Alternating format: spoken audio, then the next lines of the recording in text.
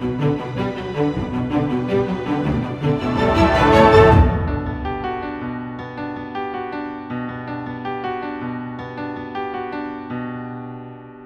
Friends, வீண் பழி போடாதேங்கிற short ஸ்டோரியோட part 2 video தான் இப்போ பார்க்க போகிறோம். அதுக்கு முன்னாடி பார்ட் 1 வீடியோவை நீங்கள் பார்க்காம இருந்தீங்கன்னா மேலே தெரிகிற லிங்க் ஓப்பன் பண்ணி மிஸ் பண்ணாமல் பாருங்கள். இப்போ வீடியோக்குள்ளே போகலாம்.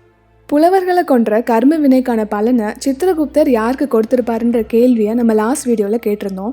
அதுக்கு நிறைய பேர் கரெக்டான பதில் சொல்லியிருந்தீங்க. இப்போ அதுக்கான விடை என்னன்னு நம்ம பார்க்கலாம். கழுகு தன்னோட இறையை தூக்கிட்டு போனது அதோட தவறு கிடையாது. இறந்து போன பாம்போட வாயிலிருந்து வழிஞ்ச விஷம் அந்த பாம்போட தவறும் கிடையாது. அந்த அரசனுக்கோ உணவில் விஷம் கலந்ததே தெரியாது. அது அவனோட அறியாமையால் நடந்த செயல். அப்போ அது அந்த அரசனோட தவறும் கிடையாது. ஆனால் உண்மை என்னன்னே தெரியாமல் அரசர் மேலே பொய்யான வதந்திகளை பரப்புனது அந்த பெண்மணி செஞ்ச மிகப்பெரிய தவறு. அதனால் அந்த புலவர்களை கொன்ற கர்ம வினையின் பலனை முழுவதுமாக அந்த பெண்மணிக்கு தான் சேரும்னு சித்திரகுப்தர் முடிவு பண்ணி அதையே அவரோட பாவ புண்ணிய புத்தகத்திலையும் எழுதினாரு. நம்ம எவ்வளோதான் நல்லவங்களா இருந்து மித்தவங்களுக்கு நல்லது மட்டுமே செஞ்சுருந்தாலும் நம்மளை பற்றின பொய்யான வதந்திகளை பரப்புறவங்க இருக்க தான் செய்வாங்க. அதுக்கெல்லாம் நம்ம கவலைப்படாமல் இருக்கணும். ஏன்னா அவங்க செஞ்ச பாவத்துக்கான கர்ம வினையை கண்டிப்பாக அனுபவிச்சே தீருவாங்க.